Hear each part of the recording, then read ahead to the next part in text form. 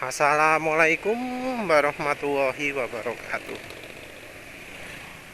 Ah, Penulis kali ini membahas soal hubungan antara eh, top speed,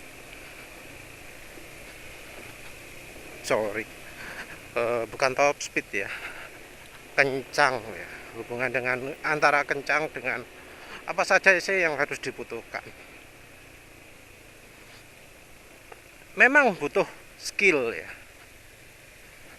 skill untuk bisa kencang. Butuh juga refleks, kemampuan. Kita bilang soal rata-ratanya aja lah. Butuh refleks yang bagus ketika ya ada kejadian yang tak terduga, misalnya motor motong jalan, mobil nyebrang, potong kompas, ngerem mendadak.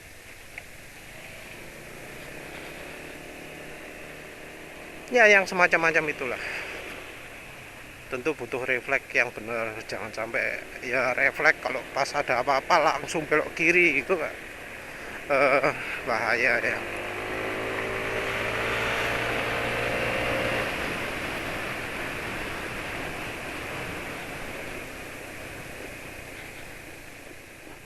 Selain refleks juga butuh skill.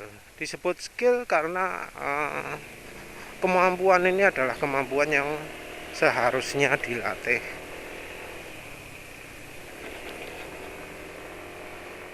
Apa aja sih yang harus dilatih itu? Yang jelas ngerem. Kemampuan pengereman. Kalau yang penulis teliti itu ya, dari video-videonya orang India yang sebelumnya pernah penulis posting,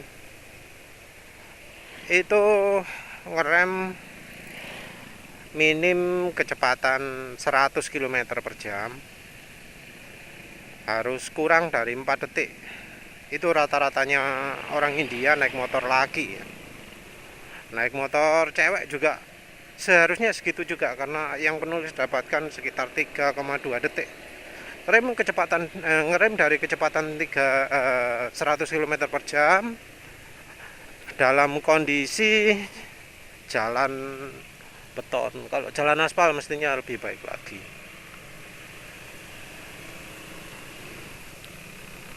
Entah kenapa kalau PCX ini kelihatan rendah ya, dibuat boncengan gini ya, PCX 160, tapi nggak mentok.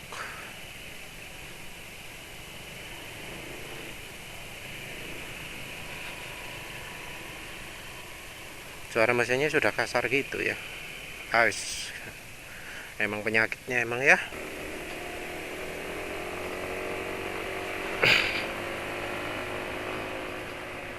Jadi ngerem kalau dari kecepatan 100 km per jam nggak bisa berhenti dalam 4 detik. Ini mulai dari motor yang beratnya 100 sampai 180-an ya. Maka ya yang yang bener lah ya. Ojo banter-banter lah. Naik motor kencang kok nggak mampu berhenti cepet.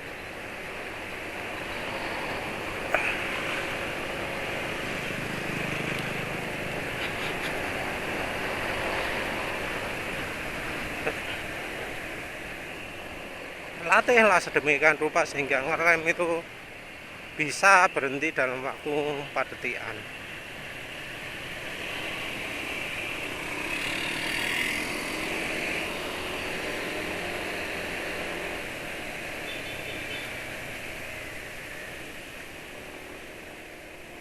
Yang berikutnya adalah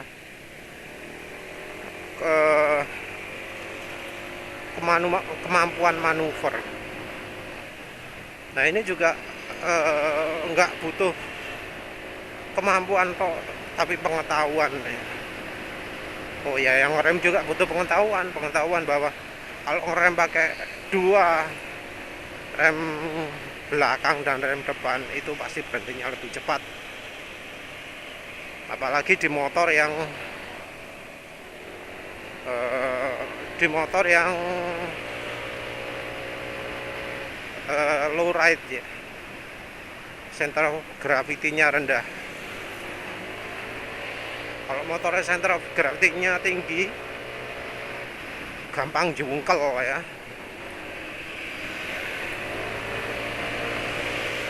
gampang jungkel dan ya nggak bisa maksimal remnya. Tapi kalau motor ya kayak NMAX ini, rem belakang kepake ya, buktinya aja ukuran cakram belakang itu gede ya, kepake. Latihannya adalah gimana caranya ngerem nggak bikin ban selip baik depan atau belakang, tapi selip belakang itu lebih bisa dimaafkan kalau jalan lurus ya. Terus juga pengetahuan bahwa ngerem itu harusnya makin lama makin rapat. Jadi seiring dengan ngegripnya ban karena perpindahan masa ke depan, maka kekuatan pengereman harus bertambah. Jadi ngerem itu nggak bisa tenaganya dibuat konstan, nggak maksimal. Itu yang bikin orang itu nggak bisa ngerem kurang dari 4 detik. 100 km/jam kurang dari 4 detik itu adalah apa ya, standarnya adalah ya, soalnya di apa yang terbaik itu bisa sampai 3 detik loh ya.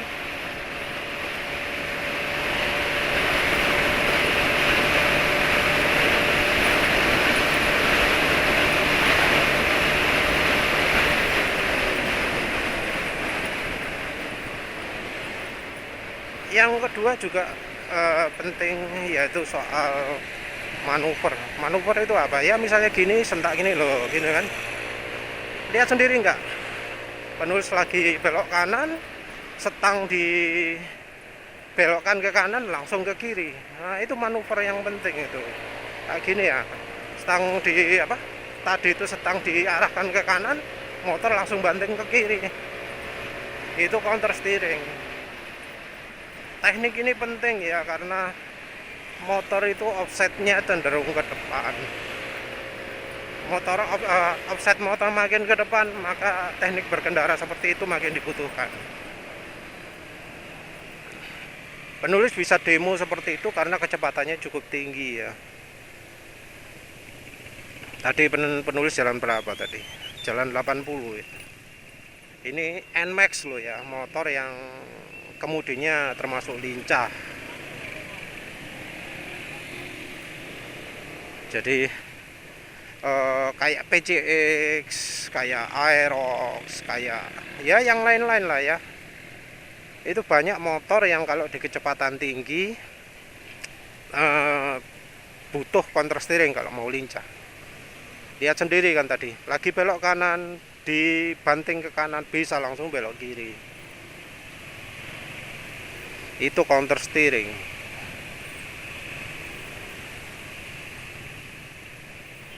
Nggak bisa tadi penulis misalnya ya, pas lagi belok gitu menggunakan badan maksa belok kiri, nggak bisa secepat itu. Jadi teknik counter steering itu penting kalau misalnya berkendara kencang, karena ya kendaraan biasanya kalau kencang itu jadi lebih sensitif dengan counter steering, kecuali kalau kendaraan-kendaraannya kayak penulis sering ceritakan sebelumnya ya, Suzuki Crystal itu belokkan kiri langsung ya stang belok kiri langsung ke kiri sudah, itu beda lagi lah.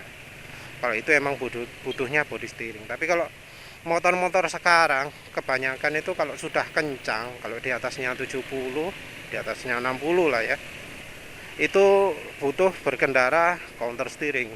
Kalau gini nih ya enggak loh, enggak terlalu butuh. Setang belok kiri loh, tetap nggak terlalu maksa, cuma kalau kencang tok efeknya beda banget. Itu udah sering menulis jelaskan baik dari teknik ngerem maupun teknik beloknya. Butuh itu kalau kencang, kalau pas kencang mendadak butuh belok kiri itu atau belok kanan. Orang yang nggak ngerti teknik counter steering nggak akan bisa merespon cepat gitu loh. Ini bukan balapan ya. Teknik counter steering yang penulis terapkan ini teknik harian yang apa ya, yang nggak sampai limit grip ban,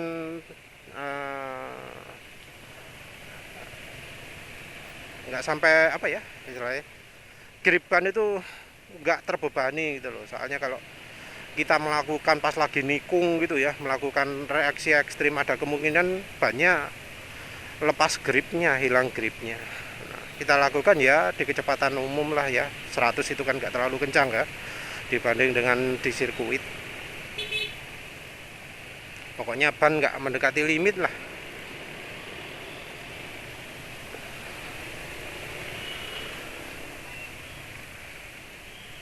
Jadi udah penulis tunjukkan sendiri bahwa kalau ya di jalanan Indonesia ini teknik counter steering kalau jalan agak kencang itu penting ya. Sudah itu penulis sudah demokan. Kalau ngerem maaf situasinya nggak mendukung, jadi nggak penulis demokan lah. Yang jelas ya penulis sudah beberapa kali tunjukkan ya. Ada video soal pengereman 3,2 detik. Kalau pengen lihat sendiri prakteknya ya, itu nggak maksimal loh ya. Soalnya ban belakang sempat selip, harusnya kalau nggak selip itu bisa lebih baik lagi dari 3,2 detik. Nmax berat penulis sekitar 175 kg gitu, 75 kg. Nah yang berikutnya ini juga penting, yaitu mengetahui perilaku atau psikologis dari rider lain. Kita harus tahu, harus paham lah gimana perilaku ngawurnya rider Indonesia. Kebiasaan dari mulai yang mudah ditebak sampai yang sulit ditebak. Di jalan kita harus tahu rider-rider lain ini maunya kemana. Dia apakah mau belok kayak depan ini? Nah ini orang bodoh kan? Orang bodoh itu tadi contohnya.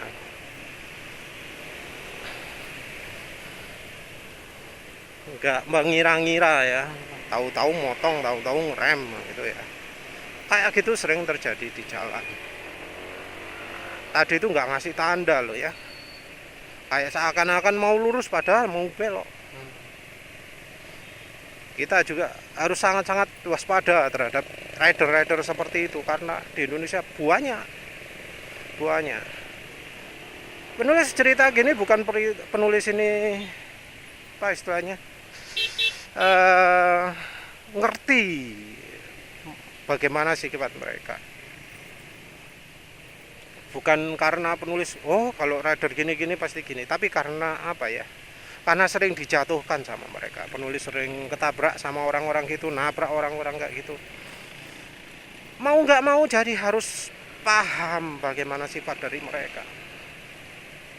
Nggak harus selagi kencang. Penulis juga beberapa kali ditabrak dari belakang oleh rider-rider yang skillnya kurang, skill dan pengetahuan kurang. Soalnya kalau skill tok ya, pengetahuan nggak ada, ya sampai kapanpun dia nggak akan bisa maksimal. Makanya penulis sering buat artikel dan video yang membahas caranya ngerem, caranya belok gitu, macam-macam. Soalnya ya pengetahuan berkendara kita itu kurang, minimal nggak ada nggak standar lah ya, di bawah standar. sekolah apa istilahnya, sekolah mengemudi kita itu tidak mengajarkan yang nyata, nggak sesuai dengan kenyataan. Rider itu disuruh belak-belok, apa disuruh slalom apa itu, padahal nggak penting. Di jalan itu mana ada yang melakukan slalom.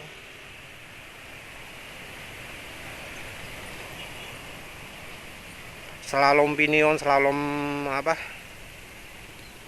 slalom sirkuit, pengetahuan yang sama sekali nggak relevan ya, nggak butuh itu. Pengetahuan macam pengereman kecepatan 100, manuver ekstrim ya nggak diajarkan toh ya. Wis kok tadi bahas iku, wis isinya kecewa tok ya. Pengetahuannya orang Indonesia sama skillnya itu di bawahnya pengendara luar negeri ya. Ya maklum soalnya sekolah safety rider ngajari ngawur.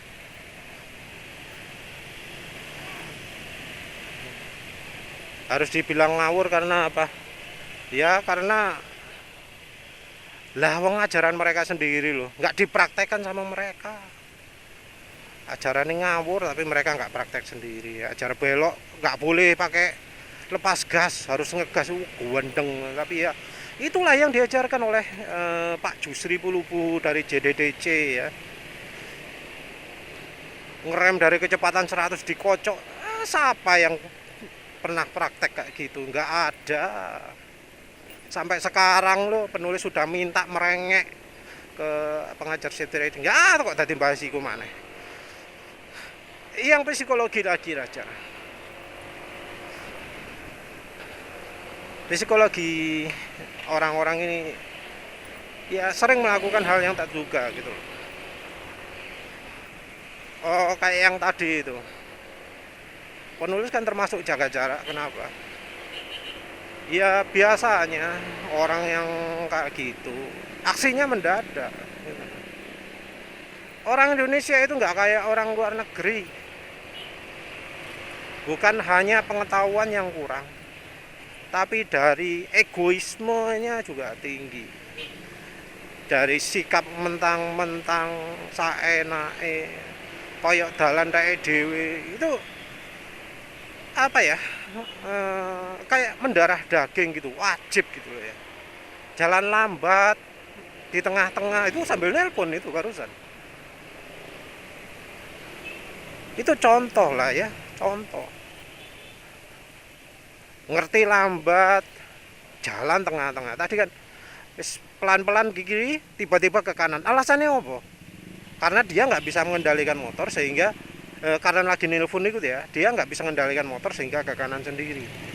Nah itu loh, yang sama itu contoh rider yang nggak bertanggung jawab, skillnya kurang nelpon.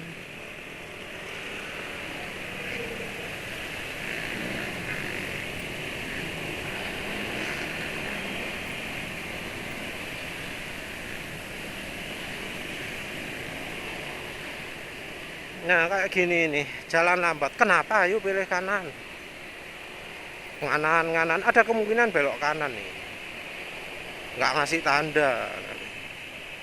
Padahal depan lowong tapi ngapain masih ngambil jalan kanan itu. Coba lihat bener nggak mau belok kanan.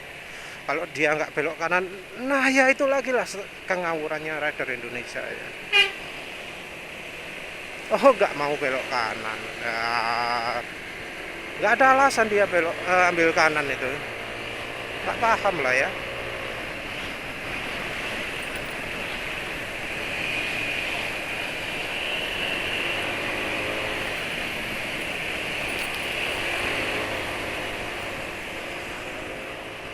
Ya yang namanya apa, berkendara ini ya kita harus perhatikan. Ada rider yang walau nggak ada apa-apa suka ambil kanan, dia nggak akan belok kanan. Ada lagi misalnya rider yang mau apa nyebrang ke kanan gitu. Orang Indonesia itu aneh, dia mau belok kanan malah akselerasi, Normalnya orang yang waras itu kan kalau misalnya ya mau nyebrang ke kanan ya, dia akan melambat gitu loh, mau mendekati tujuan melambat. Nah, tapi orang Indonesia enggak, mereka akan ngebut dulu, jadi mau belok kanan ngebut dulu, terus habis itu ngerem mendadak, terus baru belok kanan. Jadi kalau misalnya ada kendaraan nyalip, penulis biasanya nunggu. Soalnya kadang tahu-tahu lampu kedipnya kadang-kadang langsung belok kanan, atau lampu kedipnya nyala ya, terus langsung belok kanan. Antara lampu kedip ke kanan dengan belok ini instan ya, instan pas pagi beloknya itu jadinya. Makanya resiko nabrak orang kayak gitu besar. Kalau yang dalam kondisi yang macet-macet kayak gitu, orang Indonesia itu sering merasa bahwa dia itu sendirian di jalan, dia nggak mikirkan kendaraan yang lain. Jadi dia pelan-pelan ya, kalau misalnya di depan ada yang agak ke kiri gitu ya, dia akan ke kiri sambil pelan-pelan juga, nggak lihat yang belakang. Orang Indonesia itu jarang lihat spion. Kalau dia spion ya pasti ngalah lah ya, tapi kan kebanyakan enggak.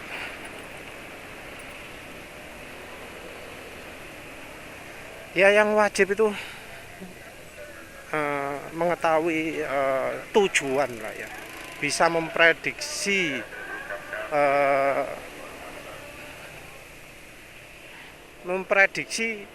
bagaimana mau kemana orang itu.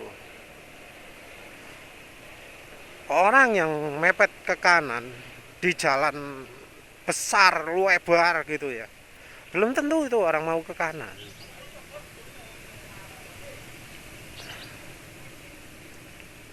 Kayak gini nih, pasti kalau misalnya kondisinya macet kayak gini, pasti sebelah kanan penulis ini bakal keisi juga. Orang Indonesia itu nggak akan sabar lah istilahnya macet-macet kayak gini. Tutup, akhirnya sampai kendaraan depan nggak bisa lewat. Nah, kalau sudah itu terjadi ya sudah macet total. Kayak gini ini keadaan yang luar biasa. Tuh kan, ada kan? Ini ada lagi. Nah, ada kan?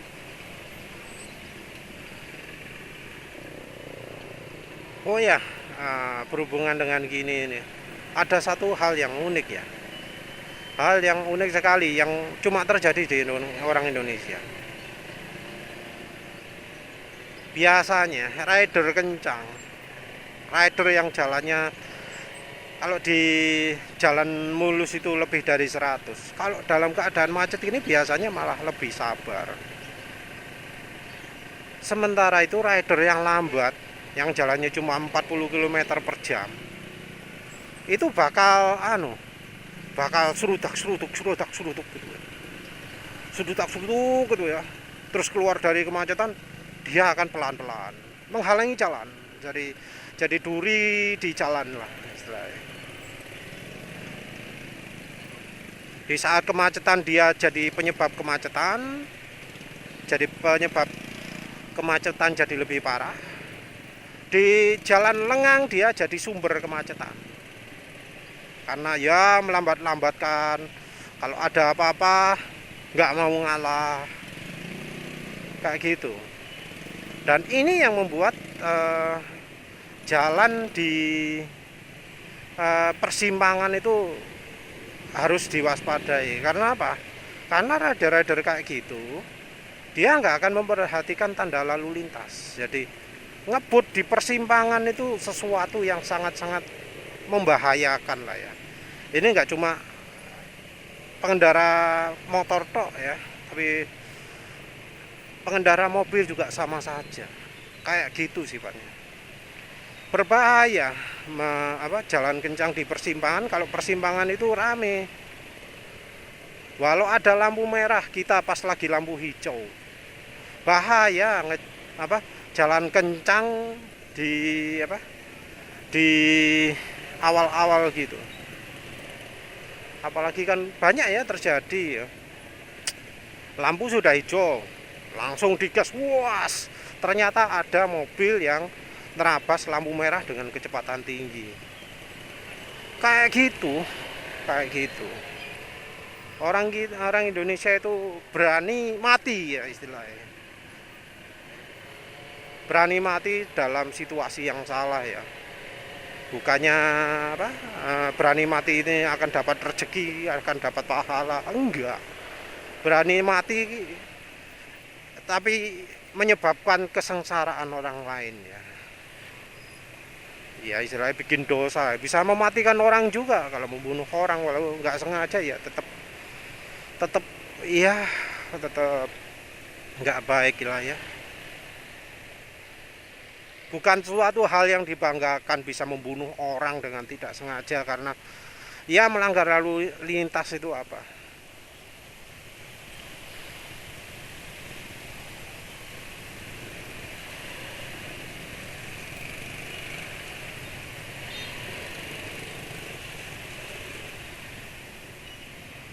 Ya semoga pemirsa bukan termasuk itu ya. Kalau misalnya sudah mengalami ya wis jadikan pelajaran untuk jangan gitu lagi lah.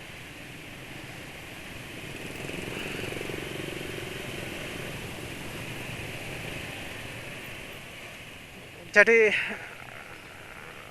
kita wajib lah tahu bagaimana ngawurnya orang Indonesia kalau misalnya kita mau kencang di Indonesia. Melaju di tikungan kencang, oh ya oke. Tapi paham nggak bahwa orang Indonesia ini kalau yang sok sok hebat, sok seakan-akan jago ngebut gitu ya, dia pasti akan makan jalan ya. Sok seakan hebat, seakan kencang itu, tapi nggak punya kemampuan, maka dia itu kalau menikung dia bakal ngambil jalan orang lain. Jadi apa, seakan-akan hebat padahal nggak mampu, nggak punya kemampuan, nggak becus dan segala macam. Ngeyelan tapi ya itu dia nggak bisa nunjukkan kemampuannya. Ngeyel, wah aku ngerem ngarep iso jago, iso mandek gitu ya. Dia lakukan itu di tikungan. Jadi pas dia melebar ya, karena dia nggak menyangka tikungannya ternyata lebih tajam dari yang dia inginkan, keambil jalan orang lain. Ya karena refleksnya ngerem depan juga. Jadinya ya seperti itulah.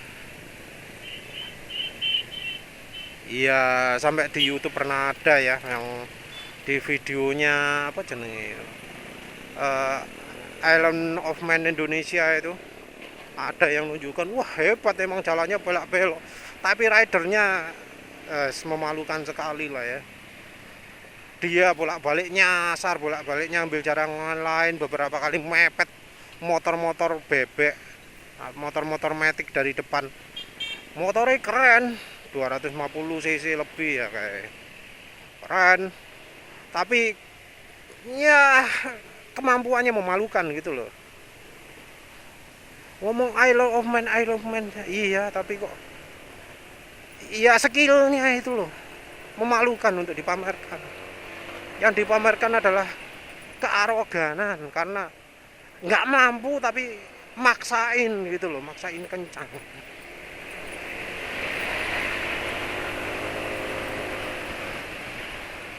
Kalau benar-benar I love man gitu ya tunjukkan lah ya, kencang-kencang karepmu tapi jangan ngambil jalan orang lain gitu loh.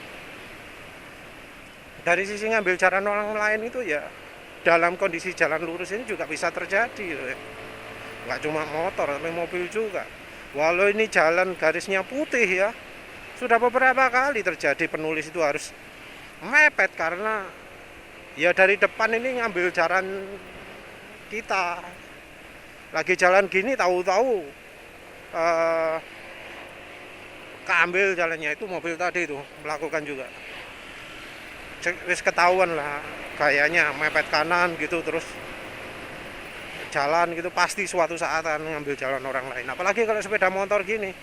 Sepeda motor gini biasanya eh, anu ya, eh,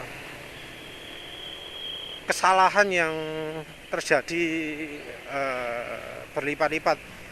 Beberapa orang melakukan kesalahan. Jadi pas biasanya ya, kalau motor iring-iringan kayak gitu, yang di depannya itu ragu-ragu, terus tiba-tiba memikirkan nyalip, tapi nggak lihat spion, dia nyalip sembarangan, nyalip kendaraan mobil di depannya gitu ya. Terus yang belakangnya juga lihat depan ragu-ragu, langsung ambil keputusan salip gitu ya. Akhirnya apa? Akhirnya si motor ini yang nyalip di belakangnya, dia akan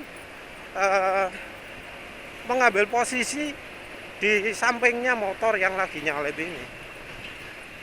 Jadi kalau motor yang pertama saja sudah melanggar garis, motor yang belakangnya mau nyalip ini ya lebih melanggar lagi sampai separuh jalan dari yang berlawanan.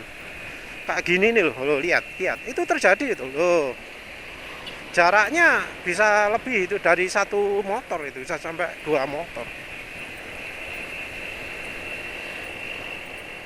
ya. Menurut penulis malah lebih bahaya kalau jalan pelan gitu ya, tapi jalan kencang juga ya butuh tahu lah rider yang lain bagaimana. Jadi kencang itu nggak cuma butuh bisa neken gas kencang tok, semua orang bisa melakukan itu, tinggal cret gitu ya, udah gitu tok. Itu pengen kencang gampang, tapi kencang yang tidak mengganggu orang lain, kencang yang aman, kencang yang tidak membahayakan orang lain itu sulit. Ya penulis mohonlah pemirsa ini bisa lebih aman, karena belum tentu yang lambat itu juga aman, karena kadang lambat membahayakan orang lain ada. Lambat kalau misalnya sering belok kiri, belok kanan, geser-geser, kayak ini loh, rider cewek depan ini. Tiba-tiba ke kanan sendiri, tiba-tiba ke kiri sendiri. Ya, guys.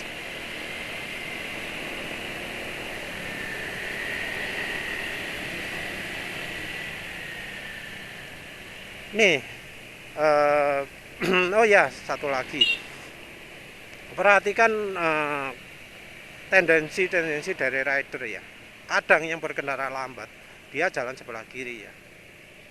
Terus dia ingin belok kanan, kadang itu nggak peduli, tahu-tahu motong kanan. Ini kayak contohnya di sebelah kanan ini.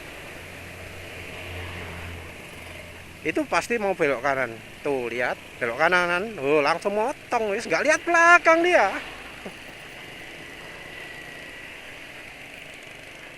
Jadi lambat pun belum tentu aman ya. Orang-orang kayak gitu ada di jalanan kita harus tahu lah ya. Ciri-cirinya kadang lagi di kiri tiba-tiba geser kanan, nggak lihat belakang, nggak lihat spion.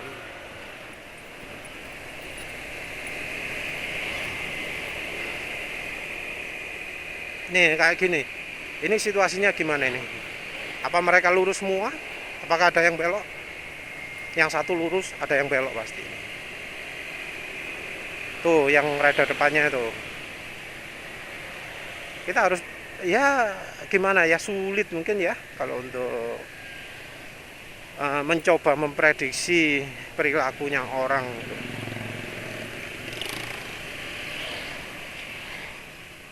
Nih, ngapain ke kiri dulu kalau mau ke kanan?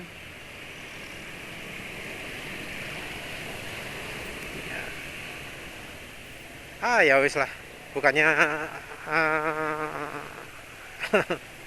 ingin memperpanjang ya, tapi ya wis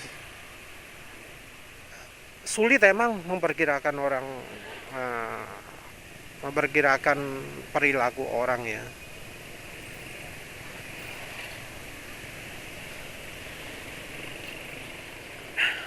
Ya wes, penulis cuma pengen ngarahkan aja lah, bukan ngajari, karena penulis sendiri masih banyak nggak tahu sifat ngawurnya orang itu bagaimana. Ya kita harus pelajari sendiri lah. Ngebut di Indonesia itu nggak bisa hanya sekedar dari ngegas tok, butuh skill, butuh pengetahuan, dan butuh tahu psikologinya orang lain. Nih mau ke kanan, baik ke kiri lagi, ya wis lah. Dah begitu saja, terima kasih sudah menonton. Assalamualaikum warahmatullahi wabarakatuh.